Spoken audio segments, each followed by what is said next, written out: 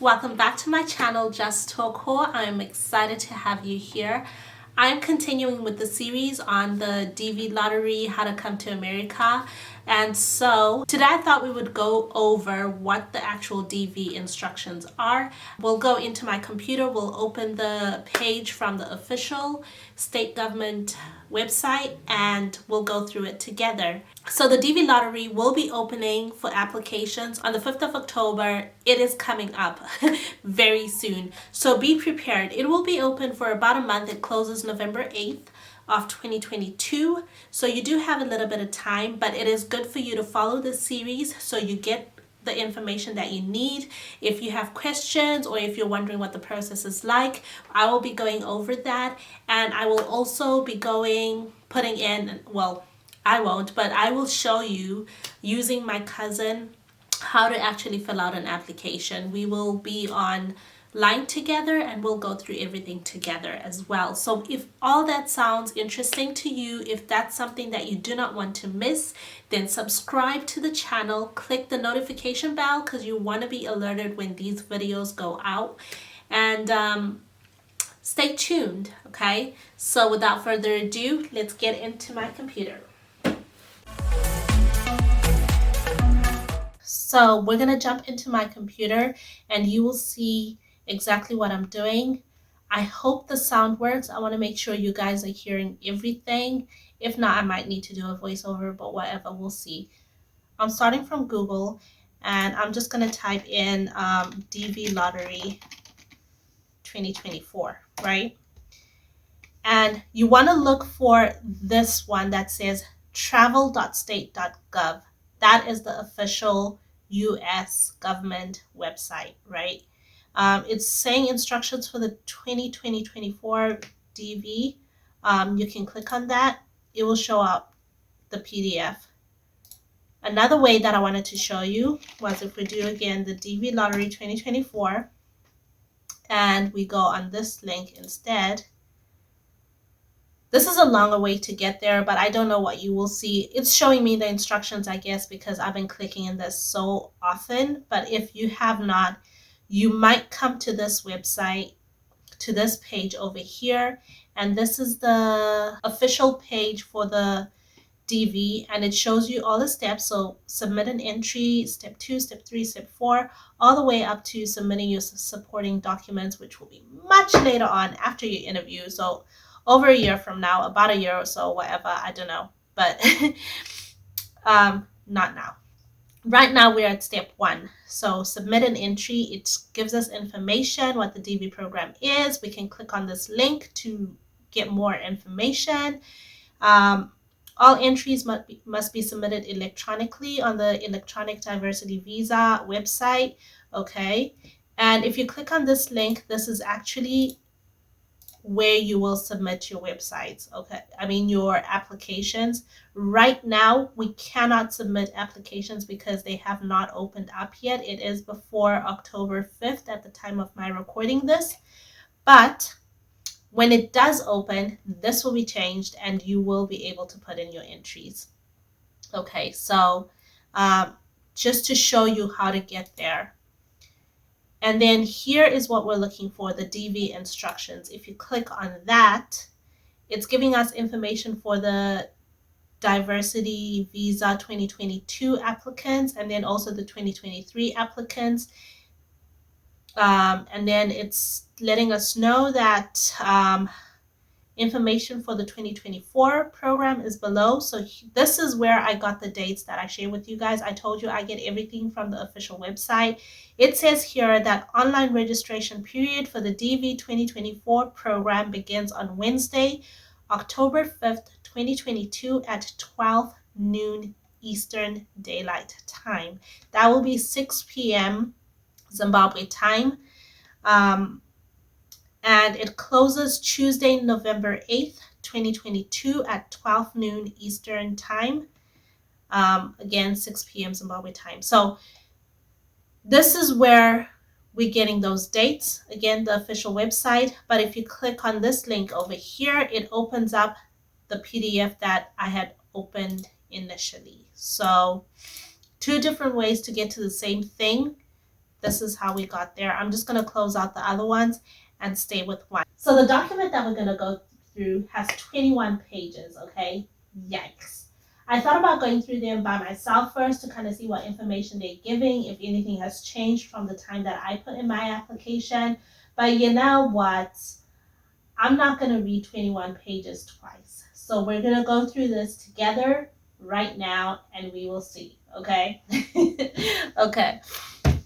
So it's starting off with the program overview, right? The Department of State annually administers the statutory. And I'm not going to go through every single thing, okay? I've shown you how to get to the document. Anybody can do this. You can do this on your mobile phone. You can do it on a laptop or whatever and access the document. We're just going to go through it to see what the key instructions are, okay?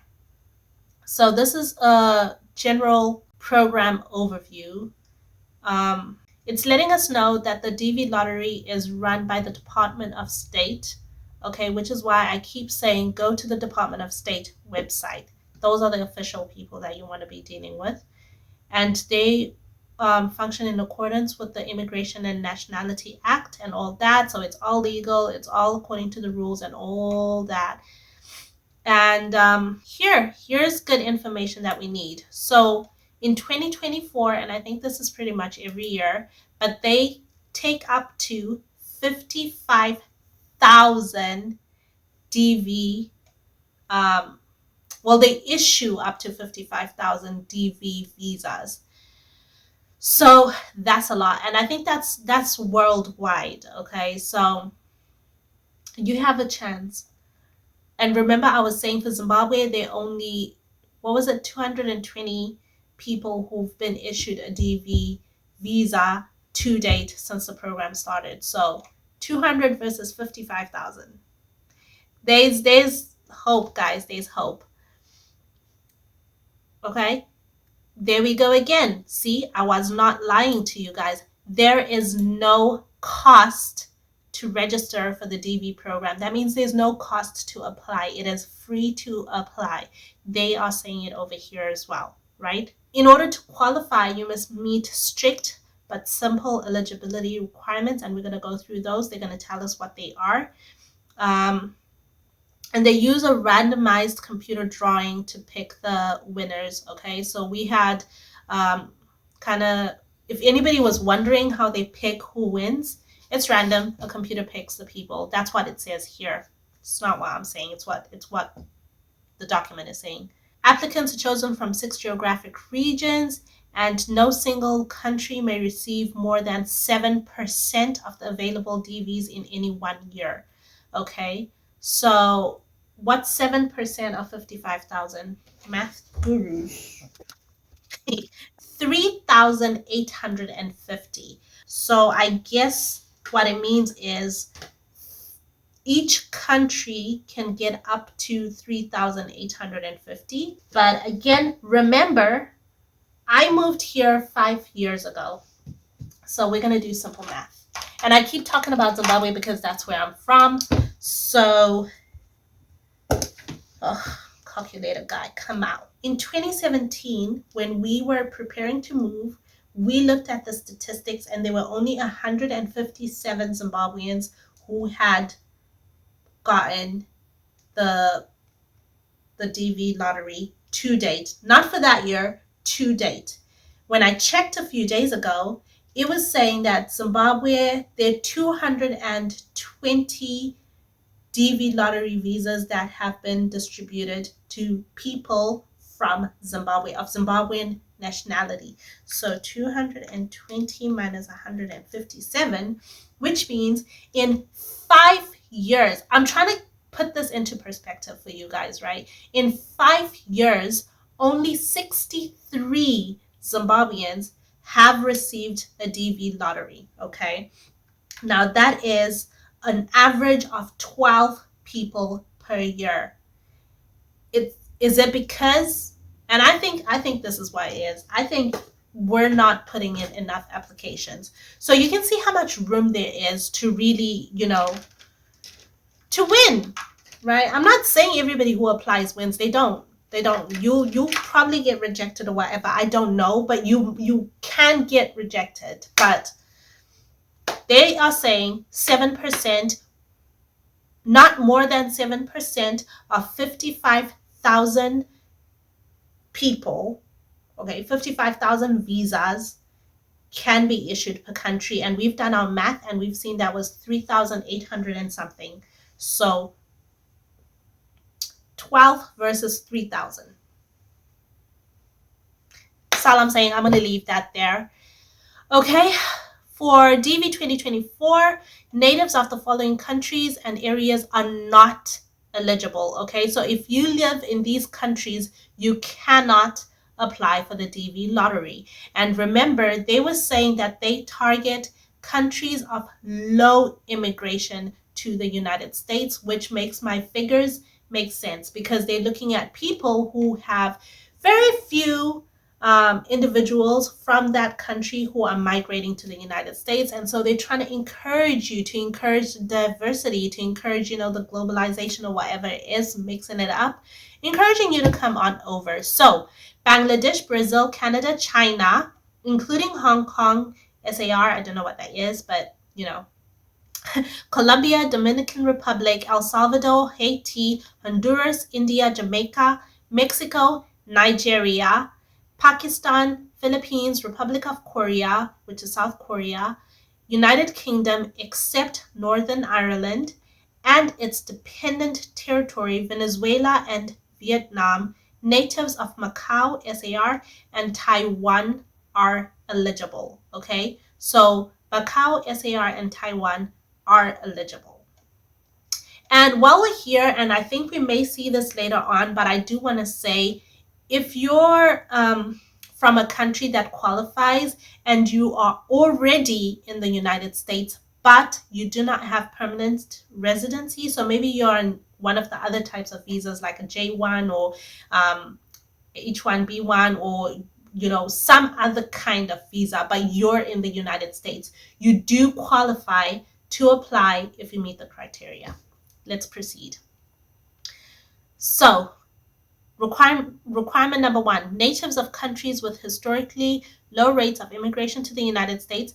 If you see this blue which is underlined, right, generally it's usually a clickable thing. So if you click on it, it should allow you to, it should open up another window. Let's do that. Okay.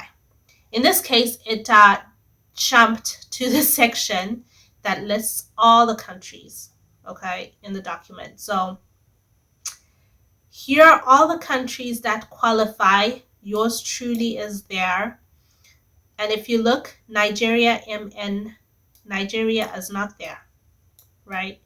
We have Namibia, Niger, but Nigeria is not there. It's not listed as one of the countries because they've already let us know that Nigeria does not qualify, okay?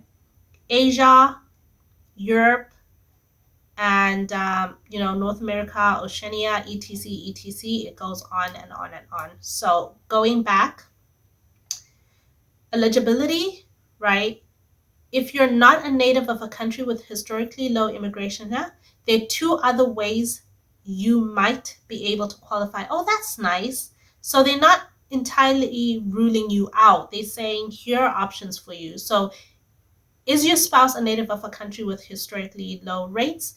If you're married outside of your nationality and your wife or your spouse is from a country that qualifies, then they can apply and add you as a supporting applicant.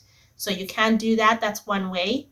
Are you a native of a country that does not have historically, but in which neither of your parents was born? Oh, that's interesting.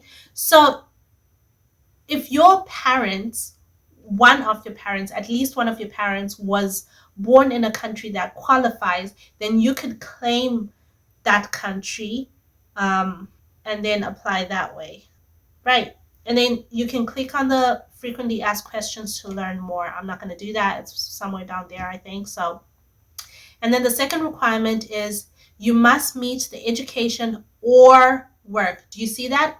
It's the slash. It says education or work. It does not say education and work, okay? Education or work. Just putting that out there. So it says at least a high school education or its equivalent, defined as successful completion of a 12-year course of formal elementary and secondary education. So from grade 1 to grade 12, from primary to when you finish your O levels, not A levels, O levels, okay? If you have a degree, if you have a diploma, if you have all these higher up education achievements, that's great. It's extra credit. But the bare minimum, if you have your O levels, if you went up to grade 12, you qualify. And then it says, or, remember what I was saying?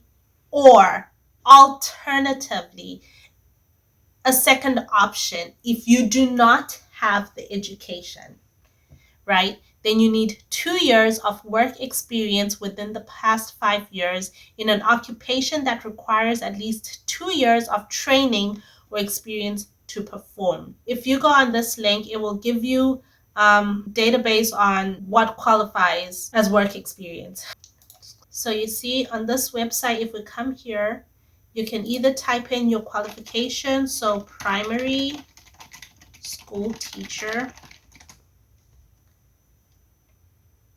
and then it gives us all these things: elementary school, special education teachers, elementary school. If you teach that, it lists the type of tasks that you would do. If you do any of these, then yay. If you use any of this technology, not necessarily all of them, and it's just listing some, but they're way more. If you click on those, they expand. Okay, so you're just going to go through this, see what it's saying, go through all that, and so forth. So that's what that is. And again, you can refer to the frequently asked questions for more information. This is the entry period. So again, it's opening on October 5th, 12 p.m.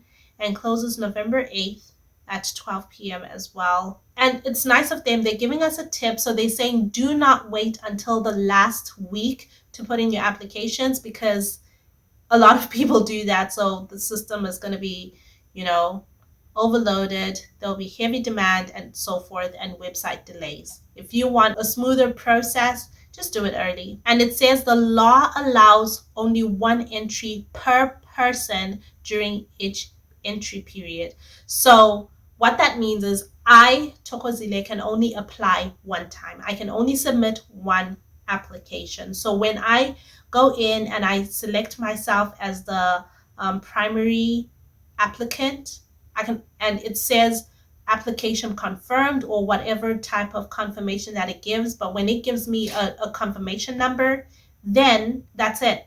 I can only do that one time. They're letting us know that they will be able to detect if you put in multiple entries.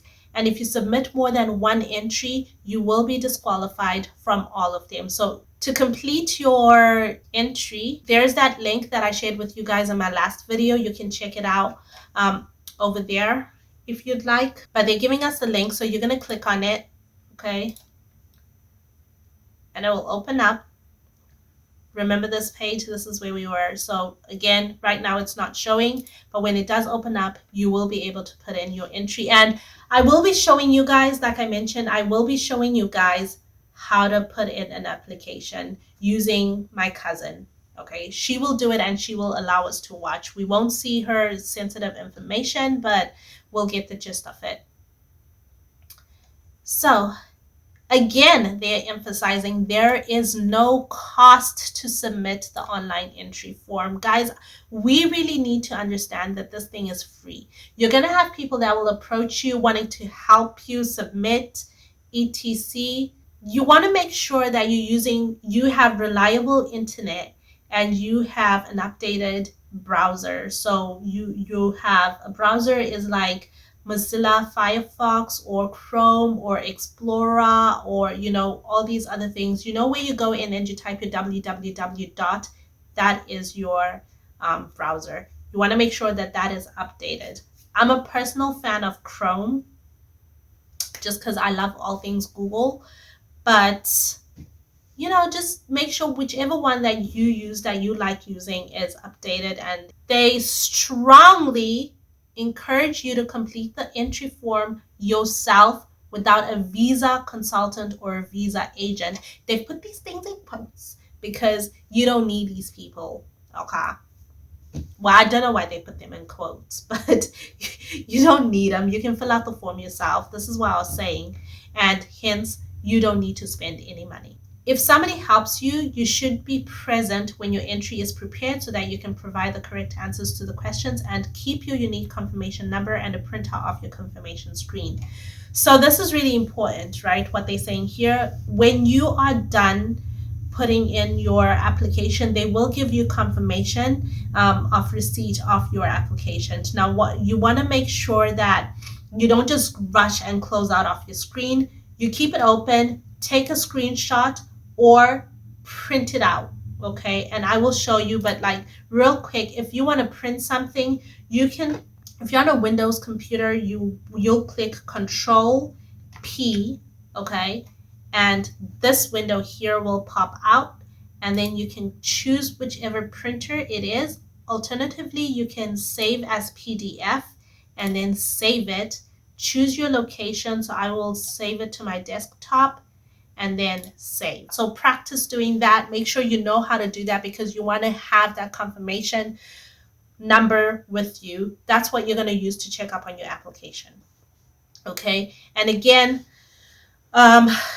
you are needed, which is what they're saying. So if you're going to be there with somebody and somebody's helping you, make sure that you're there giving them accurate information, but you don't need to have anybody help you, except in the instance where I'm going to have my cousin, because she's going to help you guys by sharing her experience. Okay. So it is extremely important that you have the printout of your confirmation page, blah, blah, blah, and they continue about that. Be wary if somebody offers to keep this information for you. No. Now, you should have access to the email account listed in your DV entry. So use your email address. If you don't have an email account yet, go ahead and open one. It's free. Most email providers are free, okay? You can do Gmail, Yahoo. I don't know if AOL still functions, but I guess people use that. I don't know, but I use Gmail personally. I'm a fan. I have Gmail and I have Yahoo, but there's so many email providers that you can go to. Find one that works for you and open an email account. Use that to apply for your DV, just so you are getting the information sent directly to yourself. Okay. Again, you can refer to the frequently asked questions for more information about that. And they have a video for an introduction to the DV process and step-by-step guide to help you submit an application. So we'll review that at some point. After you submit a completed entry, you'll see your confirmation screen. They're reminding us again, print this out. And starting May 6th, 2023 is when you'll be able to check for your entry if you've qualified. So they've already let us know. This is great, because I was just saying May, but they are saying May 6th is when you can start checking. That's when they'll open up the platform for you to be able to put in your confirmation number, the one that you've just saved, put it in, and you can start checking to see if you have one. Exciting. Okay. And they're telling us how to do that. Again, you can refer to the FAQs. Right. You must provide all of the following information to complete your entry. Your name. You remember, y'all, you remember I said this, okay? They will ask for your name. I'm being dramatic. But yeah, no, it's simple. They'll ask for your name, okay? Write it exactly as it appears on your passport, because that's the official document that you will be using to travel. You want to put your gender, your date of birth, the city you were born, country you were born, okay? Use the name of the country currently used for the place where you were born.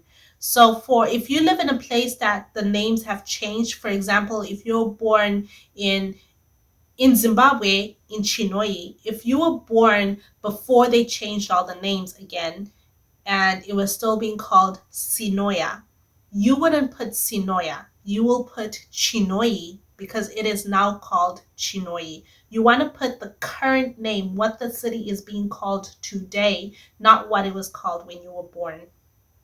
Just clarifying. Country of eligibility for the DV program.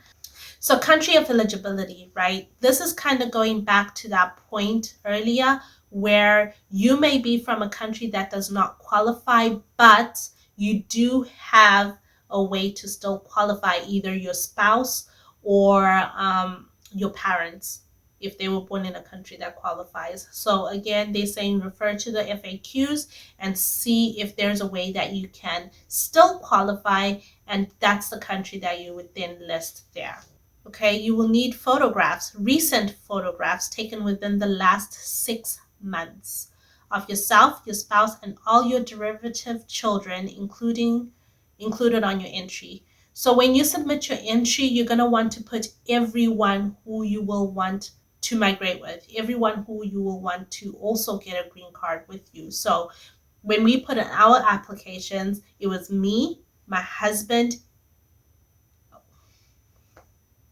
Why is everything so complicated? When we put in our applications, it was me and my husband, just the two of us, okay? Because it was just the two of us. However, during the process, I got pregnant and I had a son.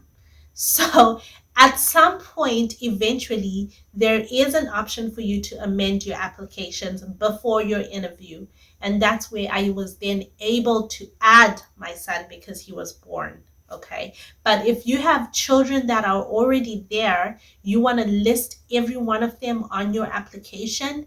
And if you're pregnant like I was, then don't worry about it. Just write whoever is currently alive right now, and then you can always add the baby or babies later on.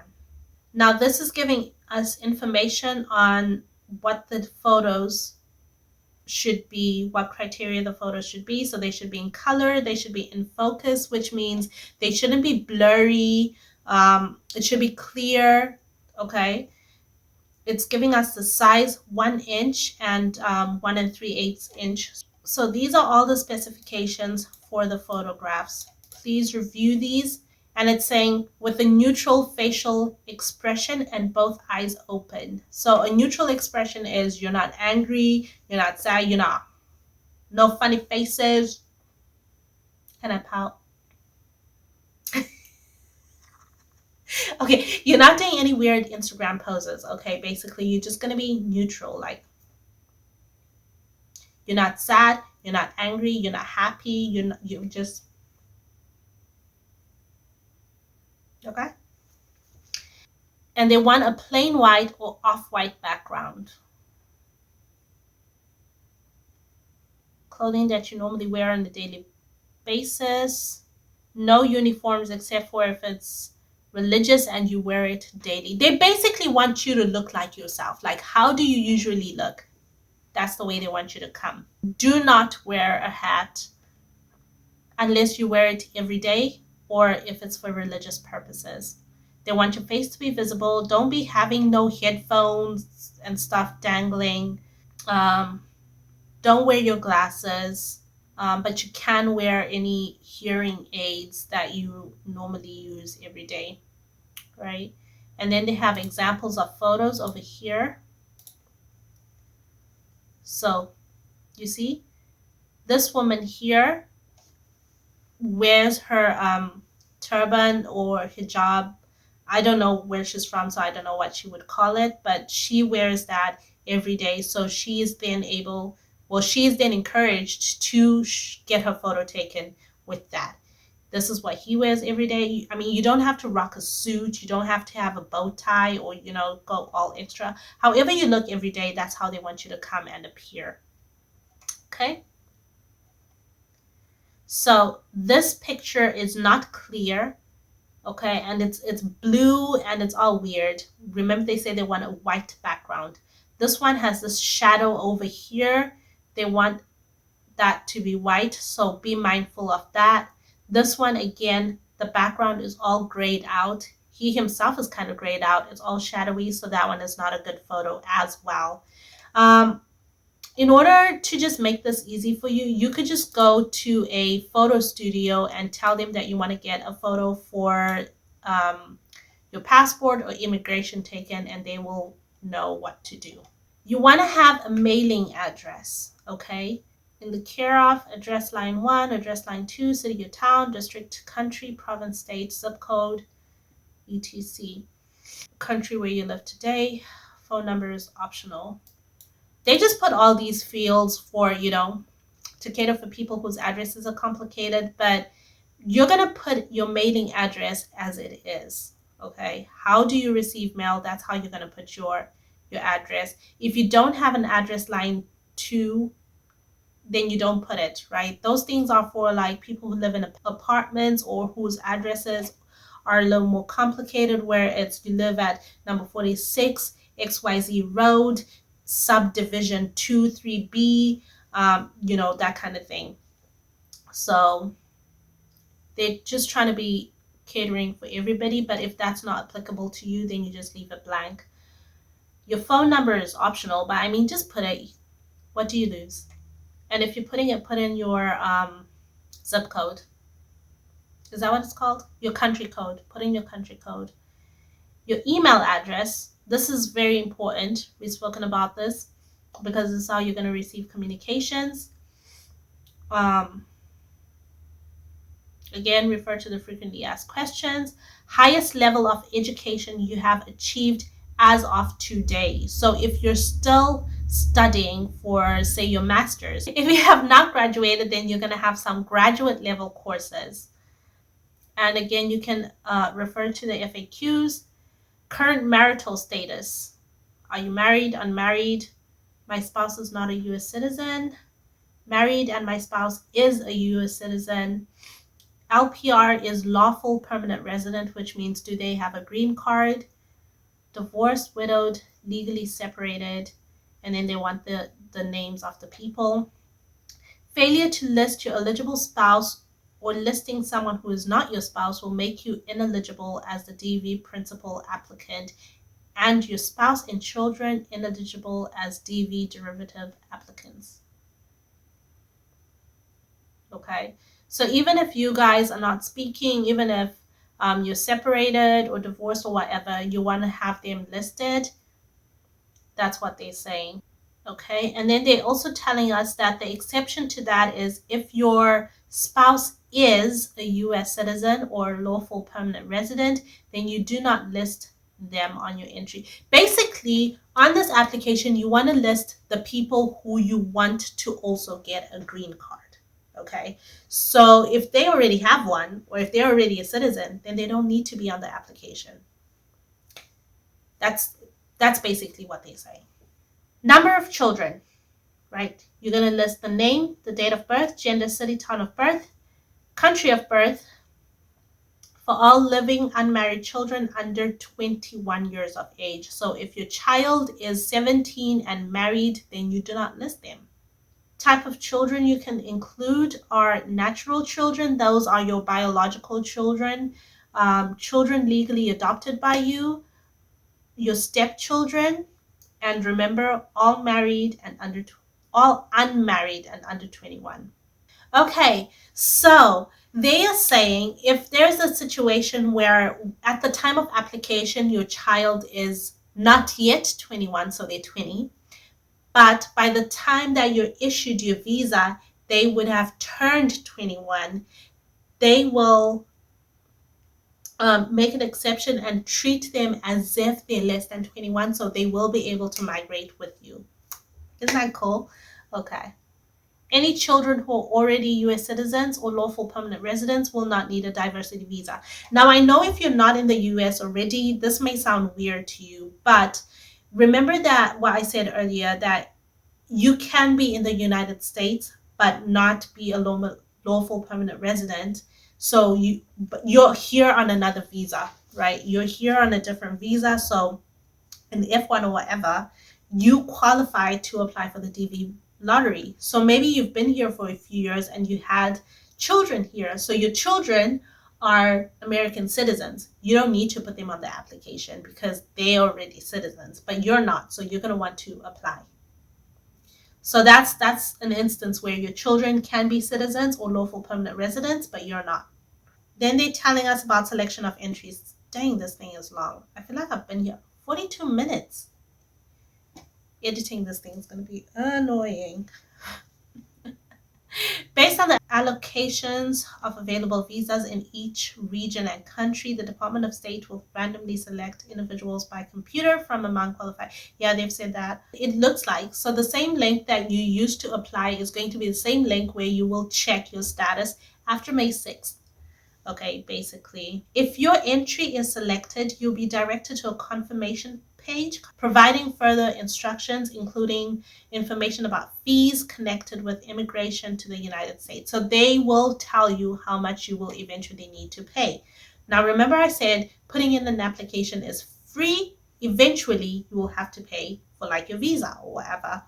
So they will let you know in advance so you can start saving. Okay.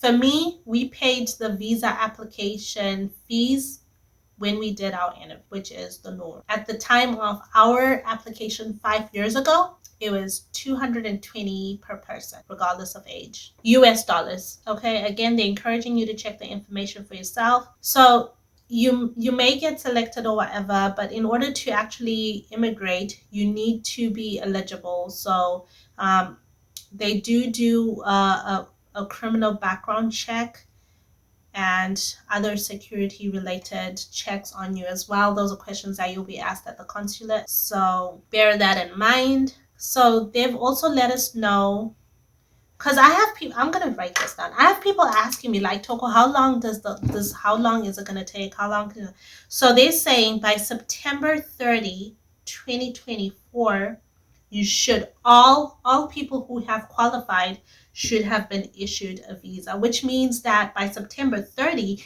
every person who's qualified and submitted your documents and done everything that they've told you to do, you should have been interviewed by this time. If you have not had your interview by this point,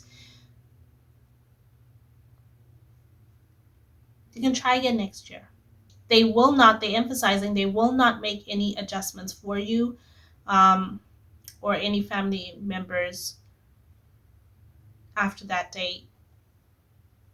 So really take note of this date. These dates, guys, they're giving us in advance. We should be prepared. If you miss this opportunity, it's okay. You can do it again next year. Then this is the information that we were looking at about submitting a digital photograph. We saw the photo examples. They're giving us tips about taking your photos of your baby or your toddler. You can lay them on their back on a plain white or off-white sheet. You can cover the car seat and have them seated, and then you take them in a seating position, whatever. Then we're here in the frequently asked questions section that they kept telling us to refer to, and it looks like that is the bulk of the document. So eligibility, right? What do the terms native and chargeability mean?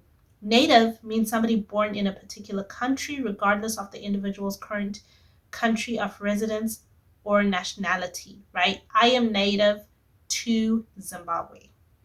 So even if I'm a citizen of the United States, I am native to Zimbabwe. Can I still apply if I was not born in a qualifying country? And they're telling us that there are two circumstances in which you might still be eligible to apply, about your spouse. Or second, you can be charged to the country of birth of either of your parents as long as neither your parents was born in a residence or of your country of birth at the time of your birth. Okay, if you're going to claim chargeability through either of ways that they've listed here, then they will want you to explain what your situation is, and they're saying that will be in question 6, so that's nice. Why do certain countries not qualify, right? It's intended to provide an immigration opportunity to persons who are not from high admission countries. So again, like I was explaining, they want people with lower immigration rates to come, right? So if you're from a country where like a whole lot of you are in the United States already, then you don't qualify, because I mean, you're here already. Your people are here. They don't have a problem getting your people here. So they're trying to encourage the people who are not coming to come. In a nutshell, how many DV 2024 visas will go to natives of each region? So that's what they had said. United States Citizenship and Immigration Services, USCIS, determines the regional DV limits for each year according to a formula specified in Section 203, subsection C of the Immigration and Nationality Act. The number of visas the Department of State eventually will issue to natives of each country will depend on the regional limits established, right? How many entrants come from each country and how many of the selected entrants are found eligible for the visa. No more than 7% of the total visas available can go to natives of any one country. So remember what we had said at the beginning, that in 2024, the total amount of DV visas that they are willing to issue out, that are available to be issued out, are 55,000 worldwide. So not more than 7%, which we calculated to be 3,800 and something per country, can be awarded a visa. So if you're from Ghana, not more than 3,800 and whatever the number was can get visas. People. What are the requirements for educational work? We went through this. You need to have been up to at least grade 12 or completed your high school or 2 years of work. What occupations qualify for the DV program? They've given us a link to check it out, and we can see they're saying here, to qualify for a DV on the basis of your work experience, you must have within the last 5 years 2 years of experience in an occupation classified in a specified vocational preparation range of 7.0 or higher. If you do not meet either the education or the work experience, you will be ineligible for a DV, and your spouse and children will be ineligible for derivative DVs. But I mean, if your spouse qualifies, then have them be the principal applicant and you just be a derivative. You must remember, guys, that these things that they are saying are especially specific to the person who is applying as a principal applicant, as the main applicant. So the main applicant should be from a country of low immigration. They should have either O-level. I'm going to keep saying O-level because I'm from Zimbabwe and that's what, we do. But you should have at least graduated high school, or they should have at least a 2 years work experience from a special vocational, what did they say? Specific vocational preparation range of 7.0 or higher. Okay. None of you should have any criminal history. So I don't know what the criminal history specifics are, but all of you will undergo a criminal background check. They're reminding us again, this is where you can look for the occupations. Reminding us again of the dates. Right. I am in the United States. Can I enter the DV program? Yes. An entrant may apply while in the United States or another country. An entrant may submit an entry from any location. So remember what I was saying. I could be a Zimbabwean, but I'm living in Malawi. I can still submit my application.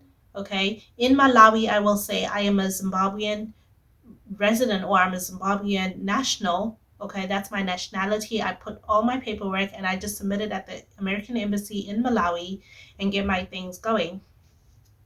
Well, I mean, you submit it online, but you're going to do your interview at the Malawian Embassy. You know what I mean.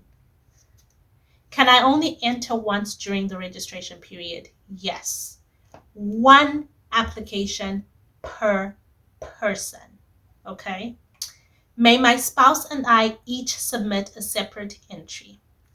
Yes. Okay. If you were wondering, okay, so this is the good stuff. I was avoiding to say because I didn't know if they had changed anything, but it's saying here that yes. So each spouse may each submit one entry if each meets the eligibility requirements, right? If either spouse is selected, the other is entitled to apply as a derivative dependent. So, for those who didn't know, okay, which I think might be a lot, I don't know, we've told this story to a few people, but in our instance, my husband had, we put in 2 applications. My husband applied, and I was a derivative.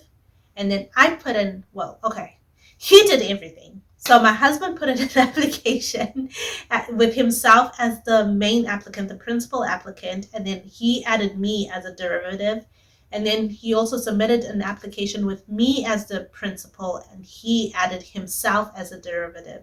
It's not 2 applications under the name Tendai. It was 1 application for Tendai, but Toko is a subsidiary. I'm a derivative. Okay, I will piggyback off of his application, and then it was Toko's application, and then Tendai was added to that. You can qualify. That is okay for you to do. What you cannot do is for Tendai to try to increase his chances and submit 2 applications under Tendai and maybe try to use his second name, okay, on the other applications. They will catch you. That is not okay for you to do. Which family members must I include in my DV entry? Your spouse, your children. So you can't add your parents or your siblings, which sucks, but you can't. Must I submit my own entry, or can somebody else do it for me? I mean, they strongly encourage you to do your own entry. We've already gone through what they will ask you. You've seen these are simple questions. These are things that you already know. I think the most complicated part of this is the photo. And that's what I'm saying. Just go to a studio and get one taken. Alternatively, just stand on a plain background and take a picture. Like, this is a white background. Just stand here. Assuming it's well lit, take your selfie, neutral expression, take the selfie, and then you just edit it out. That's one way.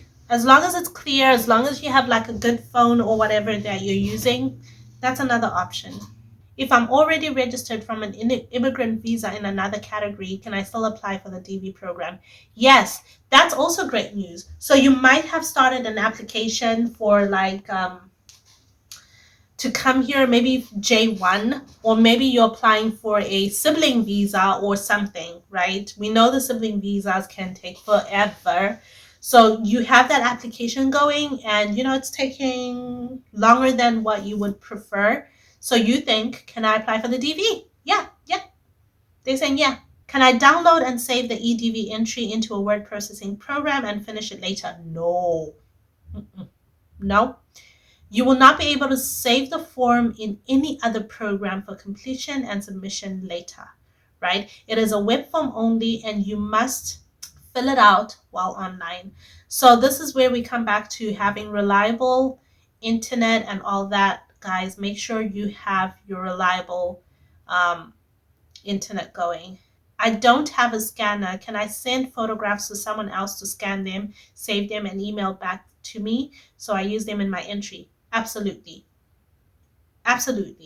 So yes, as long as the photograph meet the requirements in the instructions and it is electronically submitted with and at the same time as the EDV online entry.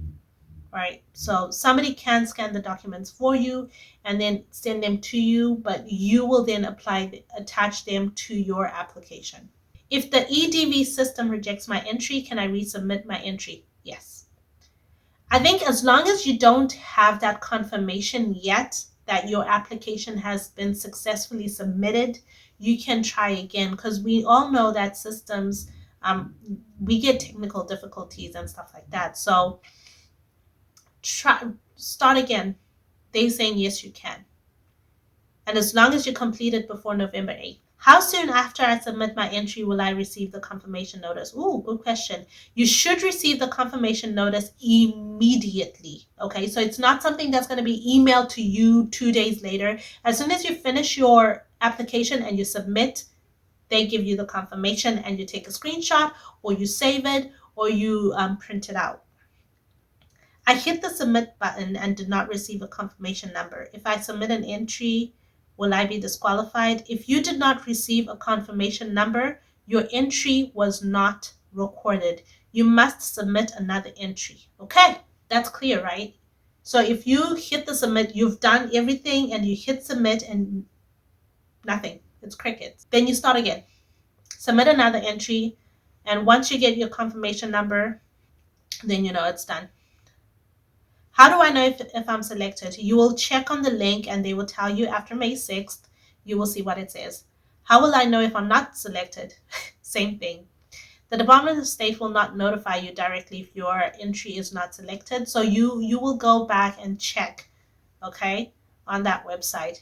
If I lose my, what if I lose my confirmation number? Guys, this number is very important. It is very important. But they are saying a tool is now available in the entrant status check in the EDV website that will allow you to receive your confirmation number via the email address with which you registered by entering certain personal information to confirm your identity. So if you lose your confirmation number, then you can get it sent to you at the email that you're receiving all your information, but you do have to answer some confirmation questions and stuff like that. Will I receive my information from the Department of State by email or by postal mail? It says the Department of State will not send you a notification letter. The U.S. government has never sent emails to notify individuals that they have been selected, and there are no plans to use emails for this purpose for the DV 2024 program. If you are a selectee, you will only receive email communications regarding your visa appointment after you have responded to the notification instructions on entrant status check if an immigrant visa interview becomes available. So you need to check on the entrant status check. That is how you will know if you've been selected or if you've not been selected, and that's where you will get further instructions. They're letting us know that you may receive emails from websites that try to trick you into sending money or providing your personal information. Do not do that. How many individuals will be selected for DV 2024? We've spoken about this. A total of 55,000 diversity visas are available.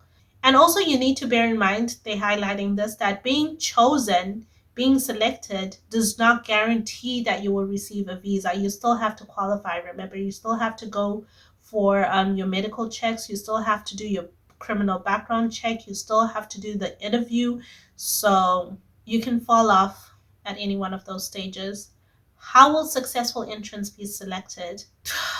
This is repetitive. I'm bored. I don't want to read this anymore. How much does it cost to enter the DV? It's free. How and where do I pay DV immigrant fees if I'm selected? You will receive your instructions from there. You will pay all fees in person only at the U.S. Embassy or consulate at the time of the visa application. I have a story about that. I'll tell you guys. If I apply for DV but don't qualify to receive one, can I get a refund of the visa fees? No. As a DV applicant, can I receive a waiver for any grounds of visa? No. If I receive a visa through the DV program, will the U.S. government pay for my... If you're selected to apply for a DV before being issued a visa, you must demonstrate that you will not become a public charge in the United States. If you're selected and submit a DV application, you should familiarize yourself with the Department of State's public guidance on how the likelihood of becoming a public charge is assessed and what evidence can be provided to demonstrate that you're not likely to become a public charge. Okay, so guys, with this question, you need to bear in mind that this opportunity that they're opening up, while it's there to help you, it's there to help the American economic system as well, right? You're bringing people here. You're going to be able to integrate in the labor force. So you're going to bring your skills and work, or you're going to do businesses, whatever, but you're going to contribute economically. Now, and this is why they're strict with the criteria, the education or the work, because you should be able to take care of yourself. Now, if you come here and you're not able to do those, then you become what they call public charge. Now, public charge is where you then start using the American tax dollars to be taken care of. So, I mean, They're not okay with that. Okay. So if you're not going to be able to take care of yourself when you come, then it's probably best that you stay at home, is what they say. Then these are the list of countries. Yeah, finished. Hallelujah. So that's why I was saying I don't want to go through this document twice. Okay guys, thank you so much for staying with me throughout the length of the video. If you got good information from that, please give me a thumbs up. Smash that like button to show that you like this kind of content. Share the video with your friends, your family, a loved one. Get somebody else to get this good info as well. If you have any questions, if you still have any questions after watching that, please leave them in the comment section down below and I will be sure to reply. And also I will put the link to the form that we have just reviewed in the description box as well, so you can take your time to go through that. Remember, applications open October 5th. You want to do it earlier rather than later before the system becomes overwhelmed. I really appreciate you guys. See you in the next one. Thank you so much.